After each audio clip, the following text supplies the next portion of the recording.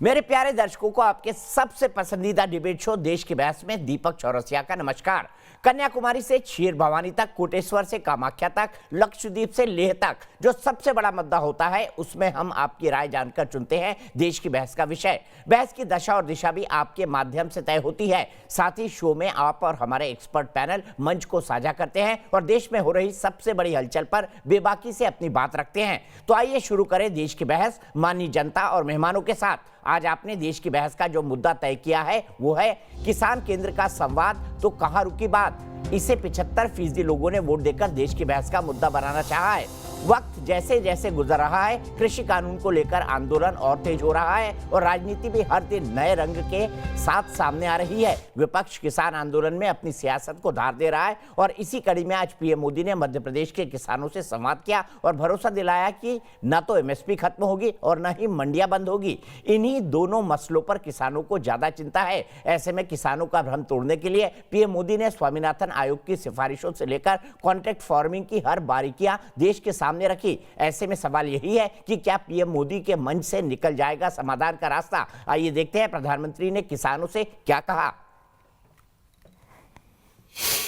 उन लोगों से जवाब मांगना चाहिए जो पहले अपने घोषणा पत्र में इन सुधारों की सुधार करने की बात लिखते थे, वकालत करते थे और बड़ी बड़ी बातें करके किसानों के वोट बटोरते रहे, लेकिन अपने घोषणा पत्र में लिखे गए वादों को भी पूरा नहीं किया। उनको पीड़ा इस बात से नहीं है कि कृषि कानूनों में सुधार क्यों हुआ, उनको तकलीफ इस बात में है कि जो काम हम कहते थे लेकिन कर नहीं पाते थे, वो मोदी ने कैसे किया, मोदी ने क्यों किया, मोदी को इसका क्रेडिट कैसे मिल जाए। मैं सभी राजनीतिक दलों को हाथ जोड़ के कहना चाहता हूं, आप सारा क्रेडिट अपने पास रख लीजिए। आपके सारे पुराने घोषणा पत्रों को ही मैं क्रेडिट देता हूं, मुझे क्रेडिट नहीं चाहिए। ये कृषि सुधार, ये कानून रातों रात नहीं आए हैं। पिछले 20-22 साल से इस देश की हर सरकार ने, राज्यों की सरकार ने इस पर व्यापक चर्चा की है। भारत की कृषि, भारत का किसान अब और पिछड़ेपन में नहीं रह सकता। दुनिया के बड़े बड़े देशों के किसानों को जो आधुनिक सुविधा उपलब्ध है, वो सुविधा भारत के भी किसानों को मिले। मैं देश के प्रत्येक किसान को ये विश्वास दिलाता हूं कि पहले जैसे एमएसपी दी जाती थी वैसे ही दी जाती रहेगी। एमएसपी न बंद होगी न समाप्त होगी।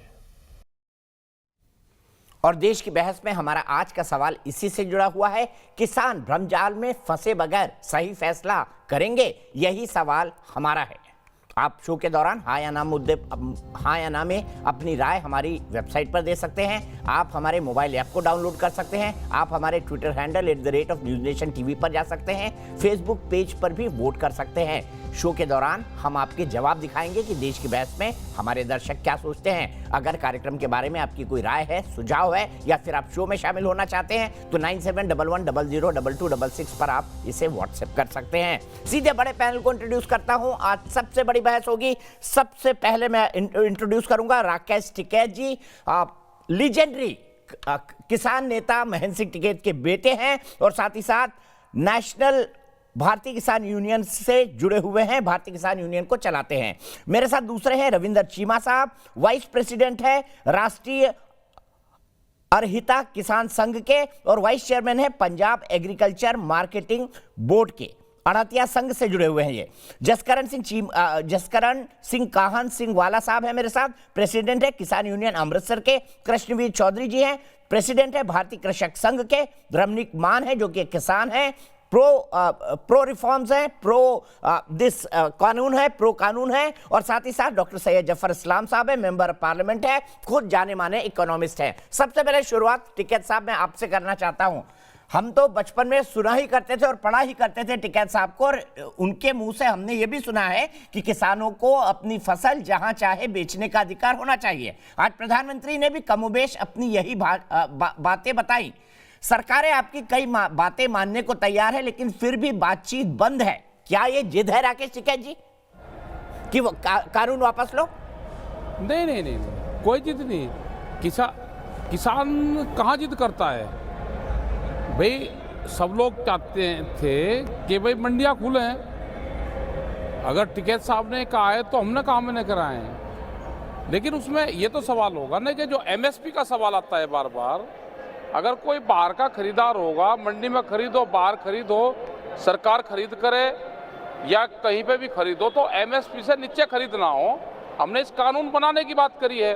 पर आप तो कह रहे हैं कि मंडियां, जिस कानून ने मंडियों को खोला, आप तो उसको भी वापस लेने की बात कर रहे हैं। राकेश टिकैत जी, दिक्कत तो यही है ना, जिस कानून ने मंडियों को खोला, ओपन अप किया, जो बात बड़े टिकैत साहब करा करते थे, आप पहले कह रहे हैं कि उस कानून को वापस लो, तब आगे की बात होगी। संकट यहाँ खड़ा होता है।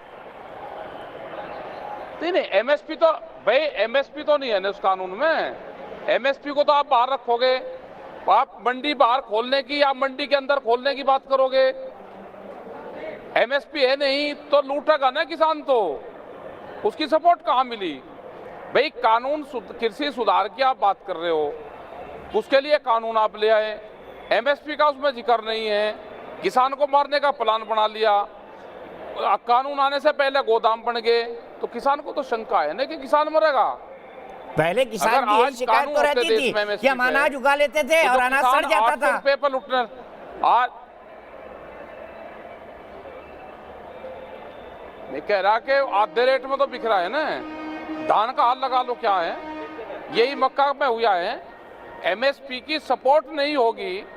हमने ये नहीं कहा कि सरकार उसको पूरे की खरीद करेगी, ये कभी नहीं कहा हमने कहा कि आप कानून बना दो। अगर कोई भी आदमी व्यापार करेगा, ठीक है, मैं आपकी इस बात से, कोई भी आदमी व्यापार करेगा तो उसके कंपनी खरीदेगा। टिकैत साहब, मैं आपकी इस बात से 100% सहमत हूं कि एमएसपी के लिए कानून बनना चाहिए या इसको कानूनी जामा पहनाना चाहिए, लेकिन फिर 3 कानूनों को वापस लेने की बात क्यों? वो क्यों प्री कंडीशन है या वो क्यों शर्त हो गई है बातचीत की? ये समझना चाहूंगा आपसे। उसमें भी बहुत से खामियां उसमें जब ये कह रहे कि 15 जुम्मों से हम 12 बदल देंगे, भाई 12 क्यों बदल रहे हो? आपने ऐसी बना क्यों दी थी? इसका मतलब खामियां है कानून में? भाई आप बदलने की बात कर रहे हैं तो अब ये होगा कि पूरे जो किसान संगठन है सबने ये कहा कि कानून ये बदले जाए, रिफिल हो कानून, और दोबारा नया कानून बनेगा, उसमें सब लोग बैठ के बना देंगे। भाई नया भूमि अधिग्रहण एक्ट भी तो देश में बना है, वो क्या किसी एक पार्टी ने बना दिया? कांग्रेस की सरकार थी, स्टैंडिंग कमेटी की चेयरमैन सुमित्रा महाजन थी, वो किस पार्टी से थी? उसने चेयरमैनशिप अपनी बहुत अच्छी तरीके से निभाई, वो विपक्षी थी।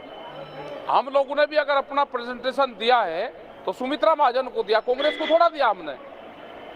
अगर एक बेहतरीन बिल बनेगा, सब लोग बैठ कर उसको बना लेंगे, किसकी चीजों को उसमें जोड़ा जाएगा, बना लेंगे उसमें सब चीज। पर आप ये भी मानेंगे टिकैत साहब, बन गया है तो इसमें टिकैत साहब की सवाल थोड़ा कि सरकार पीछे हटेगी। ठीक है, एक आखिरी सवाल आपसे पूछ के मैं मान साहब के पास जाऊंगा। प्रधानमंत्री अटल बिहारी वाजपेयी ने 20 साल पहले इस प्रोसेस की शुरुआत की थी। कमिटीज में जाना आना ये सब तो पहले हो चुका है, ये कोई आज की नई बात तो है नहीं कि रातों रात कानून आ गया हो। नहीं, कानून तो अभी बना है ना, कानून तो रातों रात बना है ना। कानून तो सबको पता है कि कब बना, कानून तो सबको पता है ना कि कितना नुकसान हो रहा है। स्वामीनाथन कमेटी की रिपोर्ट थी, वो लागू नहीं हुई। भाई किसान कहाँ जाए ये बता दो, किसान तो वहीं चला जाएगा ना। अब जब सरकारों पर भरोसा न रहा तो किसान आंदोलन पे आया है ना, अपनी फसल बेच के आया। 1000 रुपये पर क्विंटल कम रेट में अपनी फसल बेच के किसान यहाँ पे आया है। मक्का का क्या रेट है? क्या आटा सस्ता हुआ देश में? तो ये जो सारे सवाल हमारे हैं, इन्हीं का तो कानूनों को भाई रिफिल करो, कानूनों को खत्म करो इनको। ठीक है, आप ही की बन बात जाएगा को फिर लेकर नया कानून मैं बनाने रमनीक से फिर मान सब जी के मिलकर साथ पास बढ़िया चलता कानून हूँ। बनाएंगे। रमनीक मान जी, क्या सहमत है आप राकेश टिकैत जी की बातों से कि कानून वापस लिए बिना आगे कोई काम नहीं होना चाहिए? नहीं, बिल्कुल नहीं। देखिए दीपक भाई, आपने अपना प्रश्न शुरुआत में ये पूछा कि क्या ये जिद है, और जिद के ऊपर मेरे बड़े भाई टिकैत साहब ने कहा कि नहीं, जिद बिल्कुल नहीं है। तो दो तीन बातें वाज़े तौर पे मैं आपके समक्ष रखना चाहूँगा, उसके बाद निर्णय आप कर लीजिएगा और टिकैत साहब कर लेंगे। पहला, यस और नो, तो ये जिद होती है या नहीं होती मेरे को पता नहीं, इस बात में उत्तर ले लीजिएगा। दूसरा कि हम बात नहीं करेंगे, ये जिद होती है या नहीं होती मुझे नहीं पता। तीसरा, कानून वापस लो, ये जिद होती है या नहीं होती, बात करने की प्री कंडीशन। देखिए, अगर कहा कि इसके अंदर बहुत सारी सुधारों की आवश्यकता है, कानून वापस लो, फिर दोबारा बैठ के फिर दोबारा बना लेंगे, इसी को सुधार लो। जितने संशोधन कराने उतने करने के लिए सरकार भी तैयार है। सरकार ने कब मना करा संशोधन करने के लिए? और मांग पत्र जो है और घोषणा पत्र जो है भारतीय किसान यूनियन का, और बड़े टिकैत साहब की, मैं बाबा टिकैत की बात करता हूँ, उनके समय से जो बात चलती आ रही, वही बातें तो मानी है। और ऐसा पहली बार मैं देख रहा हूँ जीवन के अंदर कि जो चीज़ें, जो बातें मानी गई, उसके बाद आंदोलन शुरू हुआ, और आंदोलन और उग्र हो गया या और व्यापक हो गया जब उनके ऊपर संशोधन करके और उनको बारीकी से उनको समझा जा रहा है, संभाला जा रहा है। तो कई सारी बातें हैं जो नहीं समझ में आती हैं, और ये कहते हैं कि जी एक एक दाने की सरकार खरीद करे, और हम फिर कह देते हैं कि हम इस बात से सहमत हैं कि सरकार एक एक दाने की खरीद नहीं कर सकती। तो अगर आप सहमत हैं कि एक दाने की सरकार खरीद नहीं कर सकती, तो उसके अंदर प्राइवेट पार्टी जो है, प्राइवेट प्लेयर जो है, वो खरीद करेगा। और प्राइवेट प्लेयर को खरीद करने के लिए, और अगर आपको एक रास्ता दे दिया गया है कि आप प्राइवेट मंडियों के अंदर प्राइवेट प्लेयर को चीज बेच सकते हो, अपना माल बेच सकते हो, अपनी फसल बेच सकते हो, उसमें दिक्कत क्या है? और दूसरा एक बात जो टिकैत साहब को मैं कई बार चैनल पे सुन रहा, और एक कई सालों से हम सुनते आ रहे कि भाई पिसाई इतनी महंगी क्यों है? कभी किसान के पास से तो गेहूं फर्ज कर लो अब 1975 रुपए क्विंटल उठती है, और बाजार में 40 रुपए किलो आटा बिकता है, तो इतनी महंगी पिसाई क्यों हो गई? तो अगर सरकार ये कहती है कि जी आप एफपीओ बना लो, फूड प्रोसेसिंग ऑर्गेनाइजेशन बना लो अपनी, है ना जी, और फूड प्रोसेसिंग के अंदर आ जाओ। अब देखिए, मैं आपको बताता हूं क्या हुआ है। अभी इन्हीं दिनों में यूएई के साथ भारत सरकार का एक समझौता हुआ है, जिसके अंदर $7 बिलियन का निवेश किया जाएगा मध्य प्रदेश, उत्तर प्रदेश, गुजरात और 2-3 प्रदेशों में। और तो हरियाणा और पंजाब, पश्चिमी उत्तर प्रदेश को इससे बाहर दिया। क्यों? हम लोग तो लाठी उठा के पहुंच जा जी, रास्ते बंद करने। कल को अगर आपके पास, हमारे पास किसी ने निवेश करना हो, पंजाब में निवेश करना हो, हरियाणा में निवेश करना हो, पश्चिमी उत्तर प्रदेश में निवेश करना हो, तो जो कंपनी आएगी वो भी यूं सोचेगी कि भाई इतने पैसे हम लगा दें, कल को लाठी लेके पीछे भागेंगे। तो ये बात कोई बनती नहीं। और दूसरी बात, हम ये कहते हैं कि अगर वार्ता हो रही है, टिकैत साहब हैं, और हमारी ऐसी 40, 45, 50 हमारी ऐसी किसान संस्थाएं होंगी, उनके प्रतिनिधि बैठ जाए, 50 आदमी, 100 आदमी बैठ जाए, सरकार के साथ बैठ के चर्चा वार्ता कर ले। अब सुप्रीम कोर्ट की मध्यस्थता के बाद भी तो राजी हो गए ना बात करने के लिए। सुप्रीम कोर्ट ने भी कह दिया कि हम मध्यस्थता करते हैं, बैठ के बात करो। अब बात करने के लिए राजी हो गए। देखो, बात ये है कि हम ये जो हमारी अवधारणा है ना कि आइदर माई वे और देयर विल बी नो आई वे, या तो हमारी बात मानो या हम रास्ते बंद करके जाम करके बैठ जाएंगे। और ये कोई बहुत अच्छी बात नहीं है। ठीक है साहब, मैं बताऊं, हमारे बुजुर्ग हैं, हमारी माएँ बहनें हैं, वहां पे दिक्कत में, तकलीफ में बैठी हुई हैं, और ये जिद वाली बात, या तो आप बैठ के बात कर लो और अपनी बातें जो है, सरकार ने अपना जो विचार है, अपनी जो चीजें लिखित में दे दी, अगर आपको नहीं समझ में आ रही आप अपनी लिखित में दे दो। ये बार बार मांग बढ़ती जाए। अभी किसान सम्मान निधि की बात चली, 6,000 की, कोई कह रहा है 24,000 दे दो, 6 ना दो, 30,000 दे दो। अभी आप या तो जो आपके मांग पत्र थे 2019 का जो मैनिफेस्टो है भारतीय किसान यूनियन का, उसको लेके बैठ जाओ एक बार, उसके ऊपर चर्चा हो जाती है कि हमारी क्या क्या मांगे हैं, हमारी ये मांगे सरकार पूरी करे, इनमें जो हमारी मांगे जायज है उनको पूरी कर दो, जिनके ऊपर हमारी सहमति तुरंत नहीं बनती उसके ऊपर आप एक कमेटी बना दो और कमेटी गठित करके उसके ऊपर चर्चा हो जाए। पर ये रास्ते बंद करके ये तो ब्लैकमेल वाली बात होगी ना जी। हम किसान को ब्लैकमेलर थोड़ी ना है। ठीक है, रास्ता बंद करने का हमारा क्या अधिकार है? हमारे नागरिक हैं, ये तो है नहीं कि हमने कहीं पाकिस्तान का पानी रोक दिया। हमने पाकिस्तान का पानी तो रोका नहीं ना जी, हमने तो अपने देश के अपने नागरिकों के रास्ते बंद करे और हमारे अधिकार की लड़ाई कर रहे हैं। अगर आपके ऊपर विश्वास नहीं है या हमारी जो 50 ऐसी संस्थाएं हैं, किसान संगठन है, उनके अगर नेताओं के ऊपर विश्वास नहीं है हमारे किसान भाइयों को, फिर तो मैं कुछ कर नहीं सकता। और राजनीति और लाल झंडा पार्टियों को थोड़ा दूर रखने का प्रयास कीजिए, मेरा आपसे निवेदन है। ठीक है मान साहब, मैं 1 मिनट में आपके पास आ रहा हूं, लेकिन सीधे सैयद जफर इस्लाम जी के पास चलता हूं। जफर इस्लाम साहब, भारतीय जनता पार्टी को हमेशा मास्टर कम्युनिकेटर माना जाता है। आज मोदी जी लगातार हर फोरम से अपील कर रहे हैं, चाहे वो बनारस हो या आज मध्य प्रदेश हो, लेकिन उसके बाद भी कुछ किसान बात को समझ नहीं पा रहे हैं। कहां फेल हो गई भारतीय जनता पार्टी या सरकार?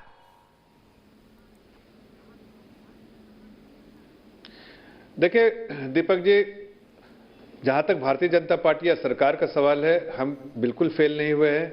हम जानते हैं कि हम अच्छा काम कर रहे हैं। ये तीनों बिल जो पारित हुए हैं वो सरकार ने बिल्कुल सोच समझ के किया है, बिल्कुल जैसा आदरणीय प्रधानमंत्री जी ने कहा और आपने दिखाया भी कि ये बिल वो बिल है जिसमें सारी चीजें जो इनकी समस्याएं थी, पहले बार बार इसकी डिमांड आई थी। मैं आपको विस्तार से बताना चाहता हूं कि अगर आप देखिए स्वामीनाथन की कमीशन की रिपोर्ट 2006 की, आप देखिए जो फाइनेंस कमीशन की रिपोर्ट 2007 की, आप देखिए 12th 5 ईयर प्लान, आप देखिए जरा जो चीफ मिनिस्टर्स की एक्सपर्ट कमेटी बनी और फिर चीफ मिनिस्टर्स की कमेटी बनी, सब यूपीए के सरकार के समय हुआ और जिसका जिक्र प्रधानमंत्री ने भी किया। अभी आपने जो दिखाया कि 2019 के मैनिफेस्टो में कांग्रेस ने क्या जिक्र किया है, ये सब चीजें जो है वही है जो हमने किया। और वो चीफ मिनिस्टर की जो कमेटी थी उसमें सारे मुख्यमंत्री जो है वो कांग्रेस पार्टी के थे और उसके अध्यक्ष थे वो हुड्डा जी थे। और उन्होंने कहा कि बिल्कुल ये मंडी के अलावा भी मार्केट में ऑप्शन होना चाहिए इस किसानों के लिए बेचने के लिए,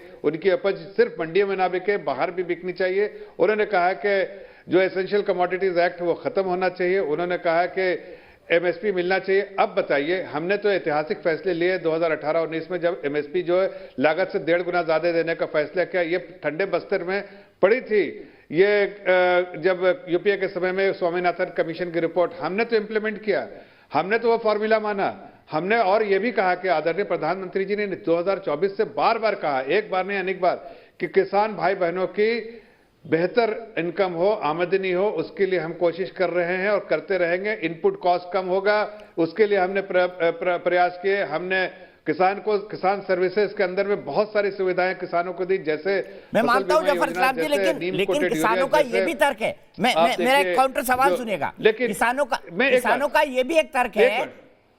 कंप्लीट करिए आप, फिर मैं अपना काउंटर क्वेश्चन पूछता हूं।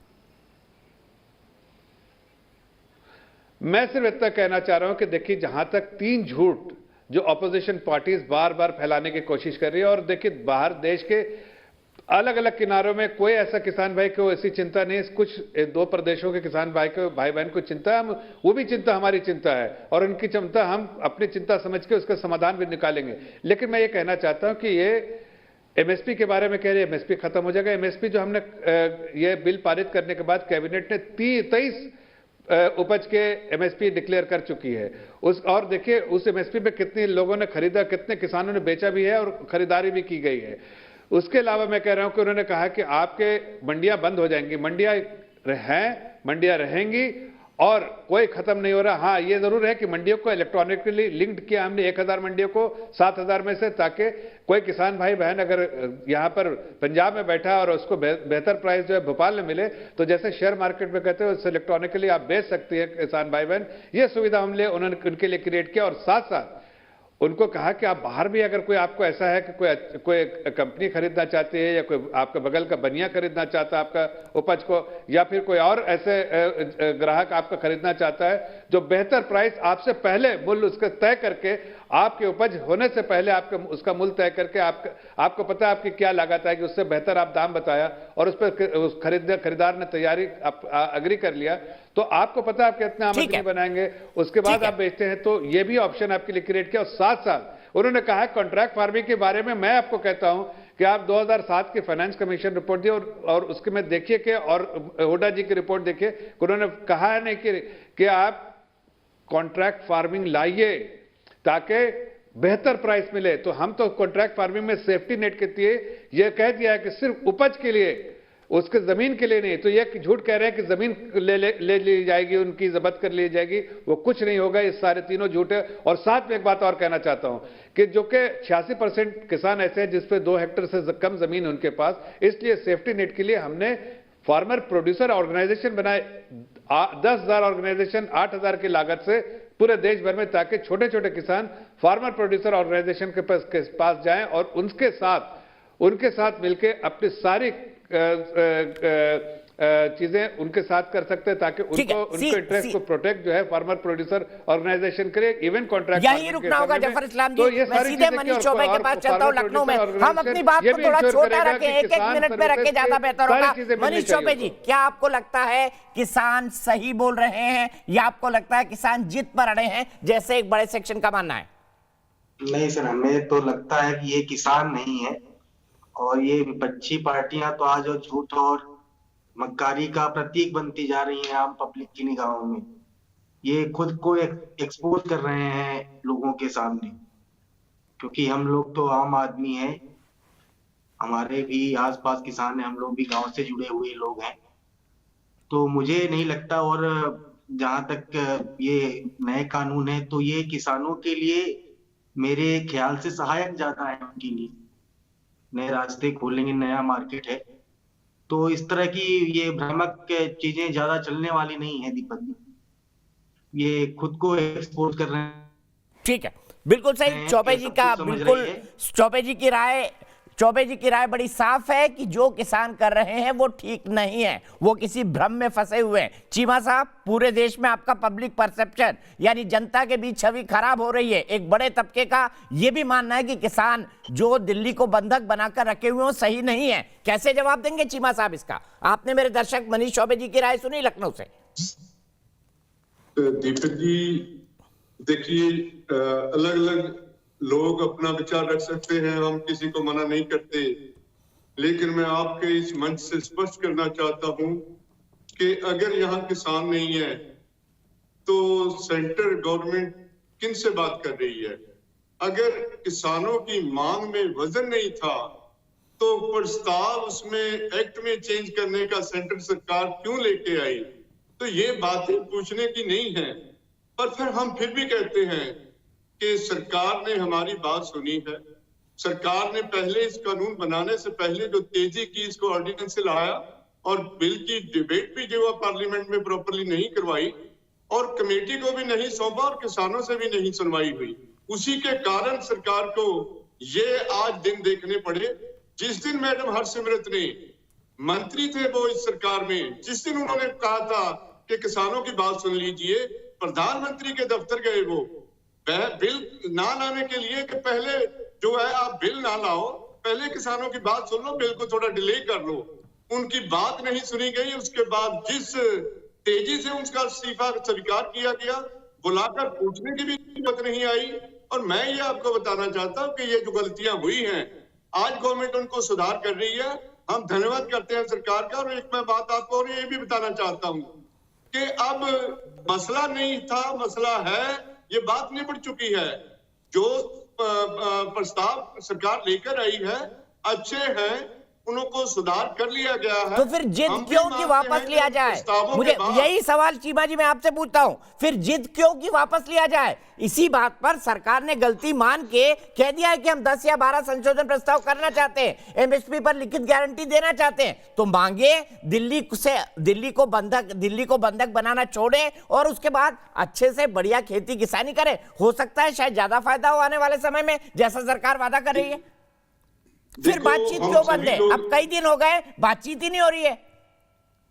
नहीं, बातचीत इसलिए नहीं हो रही क्योंकि सुप्रीम कोर्ट में केस आ गया है और सुप्रीम कोर्ट की तरफ से जो भी मतलब डायरेक्शन आई है उसके अकॉर्डिंग सरकार भी अपना काम कर रही है। सर, सुप्रीम कोर्ट जनवरी में सुनेगी मामले को। अब सुप्रीम कोर्ट जनवरी में सुनेगी मामले को, उसके बाद वो कोई स्ट्रक्चर देगी।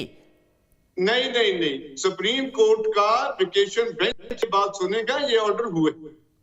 चलिए, वेकेशन बेंच भी सुनेगा। बट आपको पता है शाहीन बाग का मसला खत्म होते होते अभी मेरे ख्याल से 2 महीने पहले खत्म हुआ है कि शाहीन बाग में जो लोग बैठे थे वो सही थे या गलत थे। आपके पास तो खेती किसानी का काम है सर, दूसरी फसल चालू है। आप काम धंधा करने वाले लोग हैं, आप मिट्टी को पूजने वाले लोग हैं। आप मेरी बात सुनिए, मैं बताना चाहता हूं, पूरे देश को बताना चाहता हूं कि किसान किसी को परेशान नहीं करना चाहते। हम तो सड़क पे भी जहां बैठे हैं एक साइड में बैठे हैं, बाकी पब्लिक वहां से गुजरना चाहे गुजर सकती है, पर उसके बावजूद भी हम नहीं चाहते इसको प्रोलॉन्ग करना। हमारे आज जो लीडर इस पे विचार कर रहे हैं, एक नहीं कर रहा, 2 नहीं कर रहे, जिनका 40-40 साल का तजर्बा है अपने क्षेत्र में, जिन्होंने काम किया, जैसे टिकैत साहब थे,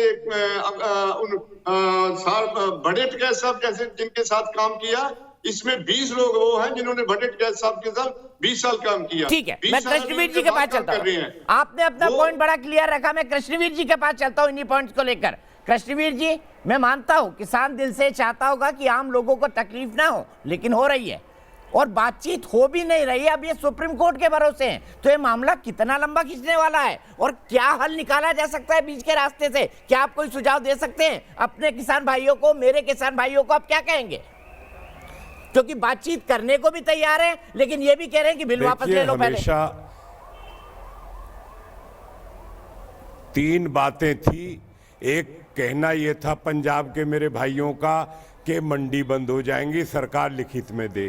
कृष्णवीर जी, एक मिनट के लिए मैं चरण सिंह सापरा साहब मेरे साथ अभी जुड़े हैं, मैं उनका स्वागत करता हूं, आप अपनी बात कंटिन्यू करें। तीसरी बात थी, लोगों को इस तरीके से गुमराह किया गया कि जमीन छिन जाएगी ठेका खेती में। देखिए, तीन मुद्दे जो थे उससे किसानों को पूरी तरह जो है इस तरीके से जो गुमराह कर दिया गया कि वो सब लोग परेशानी में सड़कों पे उतरे हैं। ऐसे नहीं है, क्योंकि वो बहुत सीधा होता है गांव का आदमी। आप भी मध्य प्रदेश को बिलोंग करते हैं। आप एक बात देखिए दीपक जी, मैं और चौधरी महेंद्र सिंह टिकैत 2005 में स्वामीनाथन कमीशन की रिपोर्ट बनवाने की बैठकों में कई बार हम बैठे हैं। उस समय रिफॉर्म की बात 2005 से चली, 2006 में रिपोर्ट आई, तभी कॉन्ट्रैक्ट फार्मिंग की बात हुई, तभी बाजार खोलने की बात आई, तभी एग्रो प्रोसेसिंग की बात आई, तभी एफपीओ बनाने की बात आई। उसके बाद चलते चलते फिर भूपेंद्र सिंह हुड्डा जी की चेयरमैनशिप में कमेटी बनी। उन्होंने मुझे कहा, हमने लोगों को बुलवाया, 125 लोग तो हमने भेजे संगठन से। उसके बाद 8 मुख्यमंत्रियों की कमेटी बनी, वो भी भूपेंद्र सिंह हुड्डा जी की चेयरमैनशिप में बनी। उन्होंने यही रिपोर्ट दी कि भाई देखो, जब तक लकीर के फकीर इस बाजार में लिटते पुटते रहेंगे नहीं सुधरेंगे। महेंद्र सिंह टिकैत जी के शब्द सबको मालूम है। उनका बराबर ये कहना था कि भाई सुई भी बनाता है, वो अपनी मर्जी बेचता, हम तो बाजार में फंसा रखे, बाहर निकालो, बाजार खोलो। सवाल ये है, जब तक बाजार में 4 ग्राहक किसी चीज के होंगे तो उसका पैसा जो है किसान को वाजिब जो है मिल सकता है, ये मानना था और इसीलिए बार बार कह रहे थे। अब आप ये बताओ, वो रिपोर्ट जो है 2006 से रद्दी की टोकरी में पड़ी रही, 2013 में हुड्डा जी की रिपोर्ट भी बेकारी लागू नहीं करेगी। तो अगर उन्होंने लागू नहीं करी और वो रिपोर्ट, बहुत बार बात हुई, पार्लियामेंट स्टैंडिंग कमेटी में बात हुई है, नीति आयोग की बैठकों में इस पर चर्चा हुई है, काफी लोगों से बात करी गई है। हमारा एक सुझाव था और राकेश को पता है कि मेरा ये कहना था कि न्यूनतम समर्थन मूल्य की जो व्यवस्थाएं हैं, अगर सरकार बाजार खोलती है तो एक रिजर्व प्राइस की व्यवस्था सरकार कर दे। और दूसरा मेरा सुझाव था कि जो कॉन्ट्रैक्ट फार्मिंग में है, यदि कंपनी और किसान के बीच में कोई डिस्प्यूट होता है तो एक डिस्प्यूट सेटलमेंट अथॉरिटी जो है किसान की चेयरमैनशिप में जिला, प्रदेश और राष्ट्रीय स्तर तीनों लेवल पर पूरे देश के लिए बना दी जाए। उसका चेयरमैन किसान ही हो, 4 किसान हो, 2 कारपोरेट के हो, 1 सरकार का हो, 7 लोगों में किसान चेयरमैन हो। मेरा ये सुझाव रहा है। और उसके बाद तीसरी बात पे मैं आता हूं, कहीं भी उस कॉन्ट्रैक्ट फार्मिंग में देखिए 15 प्रदेशों में ठेका खेती हो रही है। 2006 में तो हरियाणा में हुड्डा जी ने बना दिया था, उन्होंने कैप्टन अमरिंदर सिंह जी ने पंजाब में बना दिया, महाराष्ट्र में हो रहा, कहीं कोई दिक्कत नहीं है। इसमें जमीन को बिल्कुल पूरी तरह से सुरक्षित रखा गया, जमीन पर लोन भी नहीं ले सकती कंपनी। और उसके बाद इसी में यदि फसल खराब हो गई तो जो पैसा लगा है वो कारपोरेट का नुकसान होगा। चौथी बात, अगर बाजार में ज्यादा भाव मिलता है और किसान समझता है मुझे वहां, तो जो लागत आई है बिना ब्याज के किसान उसको लौटा दे और वो अपना बाजार में बेच ले, इससे बढ़िया प्रावधान नहीं हो सकते। और आखिरी पॉइंट पर, यदि कहीं मुर्गी पालन का भी, 1 मिनट दीपक जी, मुर्गी पालन का भी कोई कॉन्ट्रैक्ट कर रहा किसान ने और उसने इंफ्रास्ट्रक्चर खड़ा करा और बाद में वो खत्म होता कॉन्ट्रैक्ट, तो या तो इंफ्रास्ट्रक्चर को वो कंपनी उठा के ले जाएगी या उसको छोड़ के चली जाएगी। किसान के लिए कोई बाध्यता नहीं है। ये इतने सारे प्रिवेंशन, इतने सारे राइडर बचाने के लिए रखे गए हैं और इससे ज्यादा कॉन्ट्रैक्ट फार्मिंग में कोई रेगुलेशन नहीं हो सकता। राकेश जी, मेरा सीधा सवाल है, 2007 से ठेका खेती यानी कॉन्ट्रैक्ट फार्मिंग हो रही है, उत्तर प्रदेश के कुछ इलाकों में हो रही है, पश्चिमी उत्तर प्रदेश के कुछ इलाकों में हो रही है, पंजाब में हो रही है, हरियाणा में हो रही है, मध्य प्रदेश में हो रही है, केरल में हो रही है, कर्नाटक में हो रही है, महाराष्ट्र में हो रही है। लेकिन सब जगह हो अभी जब ये बिल आए तभी क्यों लगने लगा कि किसान की जमीन छिन जाएगी? ये मामला क्यों शुरू हुआ और कहां से शुरू हुआ? क्योंकि कॉन्ट्रैक्ट फार्मिंग तो 2007 से चल रही है और आप खुद, जैसा कृष्णवीर जी ने बताया, आप खुद इसके गवाह हैं। फिर ये हवा क्यों की जमीन छिन जाएगी, जमीन कॉर्पोरेट कब्जा कर लेगा, अडानी अंबानी कब्जा कर लेंगे? ऐसा नहीं, इसमें बहुत से सवाल है। इसमें ये तीनों बिलों में सवाल है, ठीक और है? एनजीओ के साथ तो बिलों पर तो हम चर्चा कर ही नहीं रहे। बिल पर हम तो ये कह रहे हैं कि बिलों को वापसी ले लो। इसमें अगर कॉन्ट्रैक्ट खेती हो रही है तो बिल जाने की जरूरत कहाँ थी? इस पर कानून बनाने की कहाँ जरूरत थी? सर उसमें तो जो फिर हो ही रही फ्लॉज थे उनको ठीक करने के लिए कानून बनाने की जरूरत थी। एमएसपी को ये घेर फेर एमएसपी को घेर फेर के ये बनाना नहीं चाहते। एक भी कानून किसानों के पक्ष में नहीं आया, एमएसपी वाला था। ना आप मेरे सवाल का जवाब नहीं दे रहे। मेरा सवाल बड़ा सीधा है। मेरा सवाल सिर्फ कॉन्ट्रैक्ट फार्मिंग को लेकर है। अगर 13 साल से कॉन्ट्रैक्ट फार्मिंग चल रही है तो 2020 में ऐसा क्या हो गया कि देश भर का किसान कह रहा है जमीन अडानी अंबानी ले लेंगे? आएगा, आप देख लेना उसको क्या क्या होगा, उसमें देख लियो। आप भी यहीं हो और हम भी यहीं हैं। ये किस तरह की जो प्लान बन रही है ना किसानों को घेरने की, उसको जमीन से अलग थलग करने की एक बड़ी साजिश चल रही। जब कभी बैठेंगे इसमें 2 घंटे की चर्चा सबको बुलवा लो, जब बैठ कर कर लेंगे और पूरा कच्चा चिट्ठा सरकारों का दे देंगे कि आने वाले 30 साल में क्या होने वाला है, वो सारी चीजें बता देंगे। 2020 में इन्होंने स्वागत किया था इन कानूनों का। भाई प्रधानमंत्री के जो डिजिटल मान साहब आपसे एक सवाल पूछ रहे, टिकैत साहब मान साहब आपसे एक सवाल पूछ रहे। हमारा प्रतिफल, हाँ बताओ जी, हाँ बताओ। आपने तो खुद जून 2020 में इन कानूनों का स्वागत किया। और दादा टिकैत, सुनिए, दादा टिकैत 1970 के दशक से जो चीज मांग रहे थे वो चीज पूरी हुई कि नहीं हुई, आप बताइए। अब ये तरतीमा मांगे, जितनी मांगे अब की जा रही है तरतीमा मांगे। आप 2019 का भारतीय किसान यूनियन का जो आपका मैनिफेस्टो है, जो मांग पत्र, उसको देखिए आप कि आपने क्या मांगा उसके अंदर। ये बातें आपने मांगी है क्या जो आप कह रहे हैं? ये तरतीमा मांगे आ गई है। आप थोड़ी देर पहले मैं किसी और चैनल में बैठा था, चौधरी पुष्पेंद्र कह रहे थे कि जो किसान सम्मान निधि है इसको 6000 से बढ़ा के 30,000 कर दो। अरे आपने जो बेसिक बात, आपने स्वागत किया था या नहीं किया था? जून में आपका बयान है, अखबारों में व्यापक रूप से छपा है, आपका ट्वीट भी आया मेरे हिसाब से। आप बताइए तब वो ठीक थे और आज ये ठीक नहीं है। आज सरकार के लिए चर्चा करने साहब ये साफ कर दीजिए पहले, क्या आपने नए किसान कानूनों का स्वागत किया था? झगड़ा बढ़ाना चाहते हो? अरे सुन तो ले भाई, आप सुनोगे तो जब भी तो बताऊंगा ना। हमने कहा कि डिजिटल इंडिया कैंपेन है, हम उसका स्वागत करते हैं। प्रधानमंत्री का वो है, हमको भी उससे जोड़ दो, ये कहा हमने। हमको भी जोड़ दो ना डिजिटल इंडिया से, हमारा भी भुगतान करवा दो भाई। टिकैत साहब, अभी थोड़ी देर पहले आप मेरे साथ दूसरे चैनल पे थे। दीपक भाई, मैं इनका जवाब देता हूं और मैं इनसे प्रश्न और पूछता हूं। इन्होंने गन्ने की बात करी, किसानों को जोड़ दो उससे। टिकैत साहब मेरी बात सुनो, एक मिनट टिकैत साहब, जरा एक बार। टिकैत साहब एक बयान पर रुक मैं तो कहा कि डिजिटल से अगर जोड़ना है तो हम तो स्वागत कर रहे हैं ना। ये भी तो प्रधानमंत्री की पॉलिसी होगी या नहीं है? आप सुन लो, डिजिटल जो प्रधानमंत्री की पॉलिसी होगी। आप मेरा सवाल सुनो आप पहले, मैं आपसे सवाल कर रहा हूं। एमएसपी को लागू क्यों नहीं करना चाहते? मेरा सवाल तो अब ऐसे तो आप बोलते रहोगे तो मेरा प्रश्न ही पूरा नहीं होगा। आप जवाब क्या दोगे? ऐसे है, एक मिनट, आपने किसी और चैनल पे 6 बजे की डिबेट पे आप और मैं बैठे थे, आपने कहा था कि 1-1 साल तक गन्ने की पेमेंट नहीं मिलती किसान को। और मैं ये कह रहा हूं कि इन कानूनों के अंदर सरकार ने प्रावधान किया कि 3 दिन में पेमेंट होगी। 365 दिन के एवज में आपको 365 दिन के एवज में 3 दिन में पेमेंट मिलेगी। 362 दिन बचते हैं किसान के। हमारे को क्या दिक्कत है जी? हम तो खुश हैं, हमारे को 3 दिन में पेमेंट मिल जाए। हमने 362 दिन बचते हैं, 362 दिन और काम कर लेंगे रुपये की बांट करने से अच्छा। हम रुपये की बात देखें, हमारे रुपये मिलेंगे, हमारे हक के पैसे मिलेंगे, सरकार हमारे को पैसे दिलवाएगी। हमारे को तो पेमेंट 3 दिन में मिल रही है। और गन्ना जरूरी थोड़ी ना कि केवल जो आपने धान है, आपने धान की और बात करी, आपने कहा 4000 का हमारा धान 1400 रुपये में आ गया। 1868 रुपए एमएसपी और 4000 रुपये कब था धान का एमएसपी?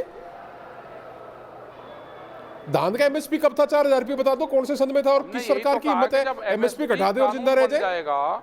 दूसरी बार आ जाए सरकार, संभव है? हमने यही तो बात कही ना। तो साहब 4000 रुपये एमएसपी कब थी? देखो आप अपनी बातों से ना बदलो।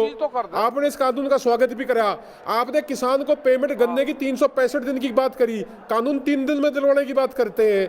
आपने एक जगह कहा कि हमारे को 4000 रुपये धान के मिलते थे, अब आपने कहा 1400 में पिट रहा, 1868 रुपये धान का भाव है। आप पता कर लो, CACP की क्या रिपोर्ट है जी?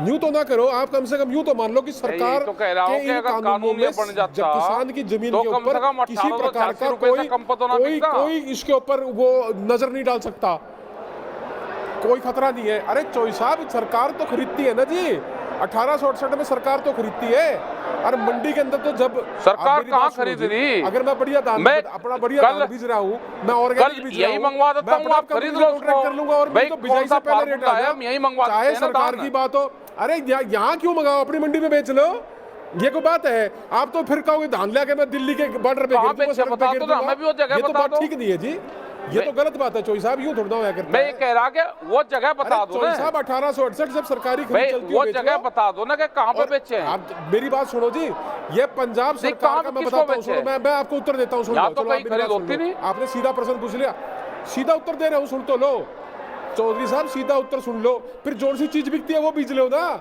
आपको मना किसने करा है? और पंजाब सरकार ने यूएई की सरकार के साथ एक मसौदा करा और अपनी धान और अपनी कणक सीधी बेची, इसके अंदर क्या तकलीफ है बता दो?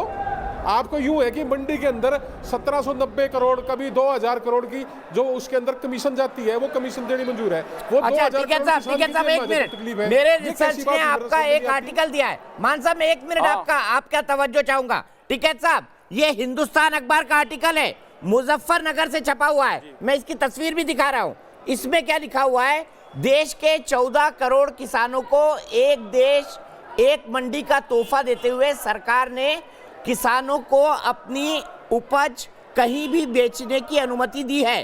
कैबिनेट ने अध्यादेश के जरिए इसे मंजूरी दी है। भारतीय किसान यूनियन के राष्ट्रीय प्रवक्ता राकेश टिकैत ने सरकार के इस कदम का स्वागत किया है और कहा है, एक मिनट सुन लीजिए टिकैत साहब, टिकैत साहब सुन लीजिए, मैं कह रहा हूं कि इसको पूरा पढ़ के बता दो ना। आप पूरा पढ़ रहा हूं सर, मैं पूरा पढ़ रहा हूं, एक मिनट पूरा पढ़ के बता दो, पूरा पढ़ रहा हूं, पूरा पढ़ के बता दो। इसमें एमएसपी का भी जिक्र है सर, पूरा पढ़ रहा हूं, एमएसपी का भी जिक्र है कि मंडी बाहर की मंडी होगी, एमएसपी से कम पे ना खरीद करें। सर पूरा पढ़ रहा हूं, सुन तो लीजिए टिकैत साहब, आपका बयान खुद तो सुन लीजिए, आपने क्या दिया। देखिए, राकेश टिकैत ने सरकार के इस कदम का स्वागत करते हुए कहा कि यह भारतीय किसान यूनियन की वर्षों पुरानी मांग है। हालांकि उन्होंने सरकार से यह भी आग्रह किया कि वह इस बात पर भी नजर रखे कि कहीं किसान के बजाय बिचौलिए सक्रिय होकर उनकी फसल सस्ते दामों में खरीदकर दूसरे राज्यों में न बेचने लगे। उन्होंने केंद्र सरकार से मांग की वो एक और कानून लागू करें जिससे देश आगे मेरे ख्याल से ये कटा हुआ है, लेकिन इसमें टिकैत साहब आपकी फोटो है, चंदन का टीका आप लगाए हुए हैं और इसकी हेडिंग है मुजफ्फरनगर संवाददाता से, किसानों की वर्षों पुरानी मांग पूरी, राकेश टिकैत, निर्णय का स्वागत। अब बताइए, आप इसको वापस लेने की बात क्यों कर रहे हैं? मुझे यही तो नहीं समझ आ रहा टिकैत साहब, कैसे होगा दीपक जी? सस्ते में ना खरीदे सर, वापस लेने की बात क्यों? सुधार की बात तो समझ आती है जिसमें सरकार राजी है। प्रधानमंत्री की बहुत सी योजनाएं हैं, बहुत से, कहाँ राजी? इस पर कानून बनवा दो ना एमएसपी पे, आप कानून बनवा दो एमएसपी पे। तो सर आपकी पहली मांग स्वागत के बजाय एमएसपी पे कानून की होने वाली थी ना, सरकार का। फिर ये कहना था कि अध्यादेश अधूरा है। कह रहा हूं कि मैं सरकार का स्वागत करूंगा, हमारे को भी कैंपेन से जोड़ दो उससे। भाई किसान एक साल में क्यों भुगतान ले? टिकैत या तो टिकैत साहब, या तो आज आप सही है या अखबार में आपका बयान सही है, दोनों में से एक तय करिए। क्या आपने हिंदुस्तान को ये बयान दिया था? हमने ये कहा कि मैं आज भी कह रहा हूं कि हम तो स्वागत करेंगे ना, आप एमएसपी को लागू करवा दो। अरे सर, आपने एमएसपी की तो बात ही नहीं की है, पहले पैरा में एमएसपी की कोई बात ही नहीं की है। आप तो कह रहे हैं कि ये हमारी वर्षों पुरानी मांग है। नहीं, जो कम और आप तो इस बात से सरकार को कह रहे हैं कि बिचौलियों को मत आने दें। किसान तो पहले भी बेचता था, किसान की फसलों पे पहले भी कहीं रोक नहीं थी, ये भी पहले मैं जानकारी आपको दे दूं, क्योंकि कोई दूसरा भी आपसे सवाल करेगा। किसान को पहले भी कहीं रोक नहीं थी, सर किसान को आज भी कहीं 15-15 रोक किलो नहीं है। कपास मैं महाराष्ट्र पहले और भी मध्य कहा प्रदेश रोकती के बॉर्डर किसान पर रहता था। स्मगलिंग 15-15 किलो कपास की होती थी और पुलिस वाले 10 रुपए कमाते थे उससे। मैं आपको 1980s की बात बता रहा हूं, क्योंकि महाराष्ट्र की कपास मध्य प्रदेश में नहीं बिक सकती थी और मध्य प्रदेश की कपास महाराष्ट्र में नहीं बिक सकती थी। आपको पता है कि अभी भी यही कानून है। सर सीधी सीधी बात करें ना सर, मैं आज का कोई पढ़ा लिखा नया बच्चा तो हो नहीं जिसको आप ये समझा दे कि आप जो बोले उसको मैं मान लूंगा। नहीं, आप सीनियर नहीं सीनियर हो आप। हमने कहा कि आप एमएसपी को कानून बनवा दो, हमारी सर वकालत मैं कर दो मानी आपकी बात, सरकार लिखित मैं ठीक है, आप इस पे बात करिए ना, पर आप कानून वापस लेने की बात क्यों कर रहे हैं जिसका आपने स्वागत किया? मुझे ये नहीं समझ आ रहा है। मैं एमएसपी पर आपकी बात से 100% सहमत हूँ। जब सरकार ये कह रही कि हम कानून वापसी नहीं लेने के, पर कानून वापस लेना ही क्यों? सरकार तो एमएसपी पर आगे बातचीत करने को तैयार है। नहीं कुछ नहीं कर रही। 10 साल पुराना ट्रैक्टर है ना, मुझे ये नहीं समझ आ रहा जिस कानून का आपने स्वागत किया हिंदुस्तान अखबार में, उस कानून के वापस लेने पर दिल्ली को क्यों जाम कर रखा है? आप एमएसपी पर बात कर सकते हैं, आपका हक है, हर किसान का अधिकार है एमएसपी। उनसे किसान का अधिकार है एमएसपी। आप हमारी वकालत करो ना। सर मैं तो कर ही रहा हूँ। आप हमारी बात करवाओ सरकार से। सरकार कहाँ है? बात करवा दो। एमएसपी तो किसान का अधिकार है। आपने बिल्कुल ठीक कहा। चलिए मैं सीधे आपकी बात को लेकर चलता हूं, सरकार के प्रवक्ता सैयद जफर इस्लाम साहब के पास। सैयद जफर इस्लाम साहब बताइए, एमएसपी पर आप इनको कानून बनाकर देने को तैयार है? बाकी चीजों में वो खुद कर चुके हैं, मैं स्वागत करता हूं। बताइए एमएसपी पर कानून बनाएंगे आप?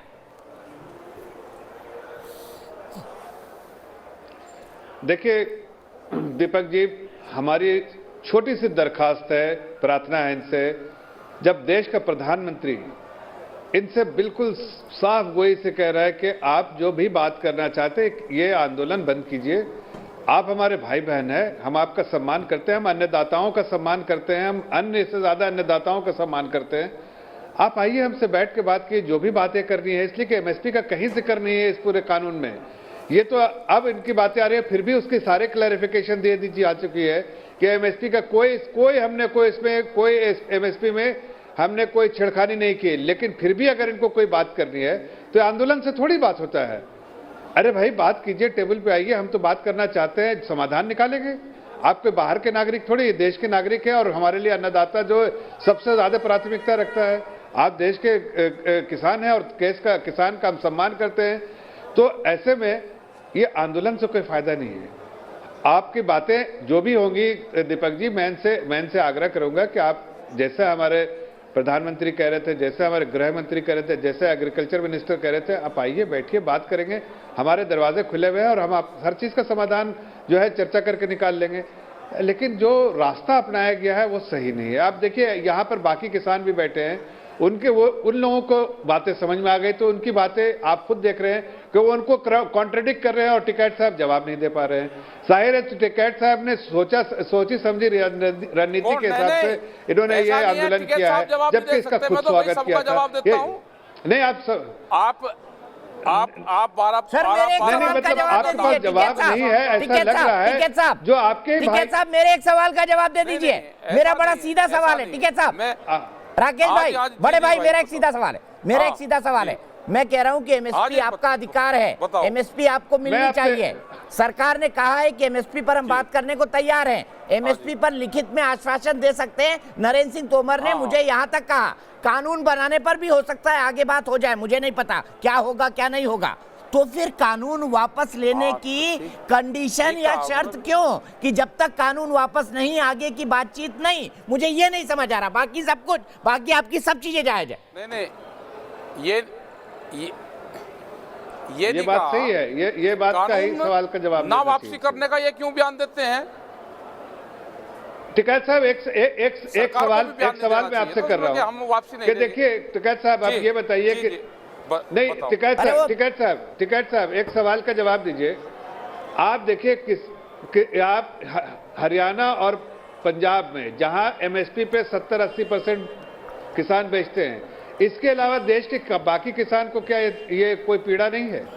वो तो इसके बारे में कोई चर्चा नहीं कर रहे, ना आपके कोई आंदोलन में जुड़े, ना कोई आंदोलन करना चाहते। आप कई किसान भाई बैठे हैं यहाँ, आपने उनकी जुबानी सुन ली, उन्होंने जो आपसे सवाल किए उसके जवाब आपके पास नहीं है। हकीकत तो यह है कि टिकैत साहब कि आप भी जानते हैं कि जून में जब अध्यादेश आया था, आपने भी वेलकम किया और बाकी किसान भाइयों ने किया। अब सर मैं ये कह रहा हूँ, मेरे सवाल का जवाब नहीं दिया। जब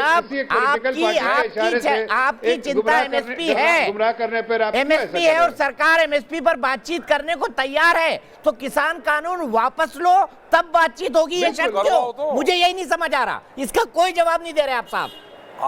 आप बात तो करवाओ ना। मैं ये कह रहा हूं कि सरकार क्यों कहती है कि हम वापसी नहीं लेंगे। भाई सरकार भी ना कहना कि वापसी लेने के अंदर कमरे की बात बाहर क्यों कहती है वो पहले?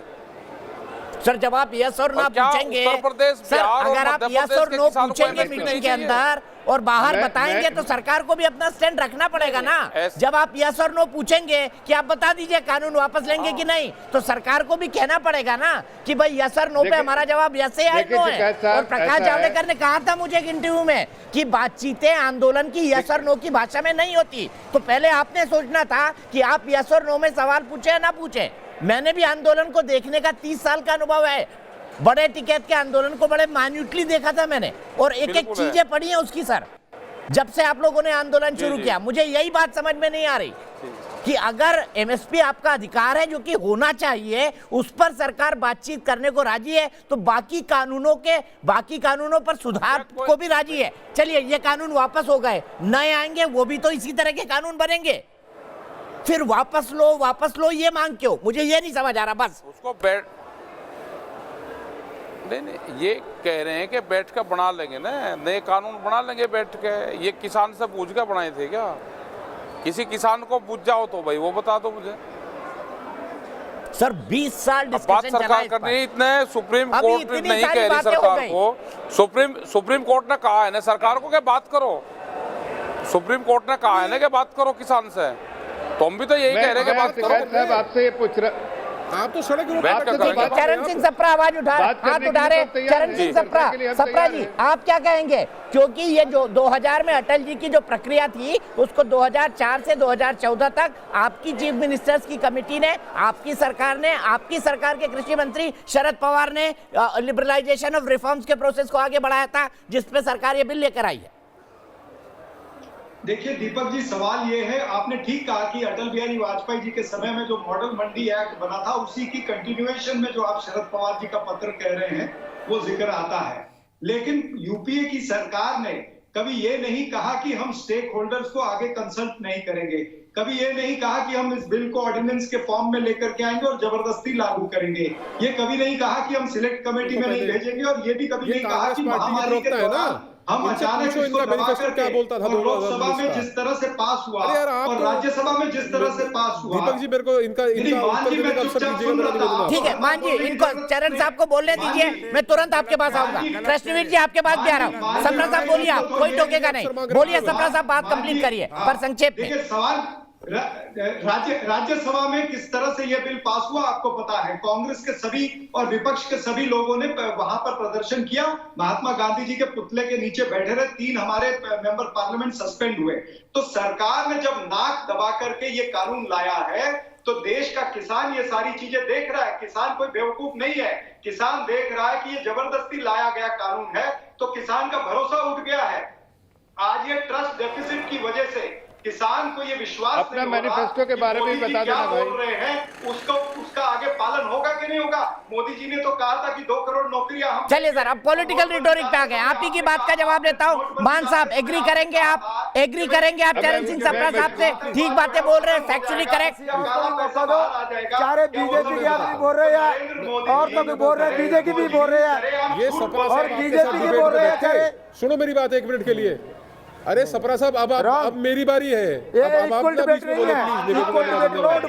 दीपक जी इनको पूछो, इनको यूं पता है कि टमाटर का पेड़ होता है, झाड़ होता है कि बेल होती है?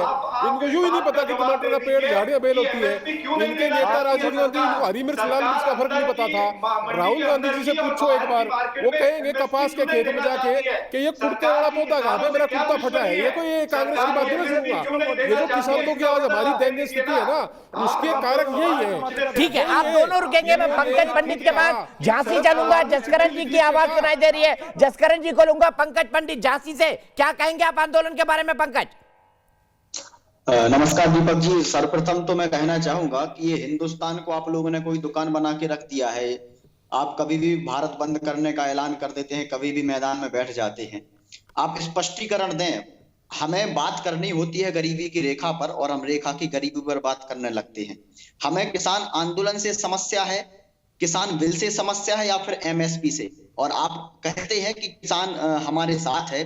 जितने भी लोग बैठे हैं दिल्ली में, दिल्ली को जाम करके रखा है, मैं आप सभी से निवेदन करना चाहता हूं कि आप देश के हित में सोचें।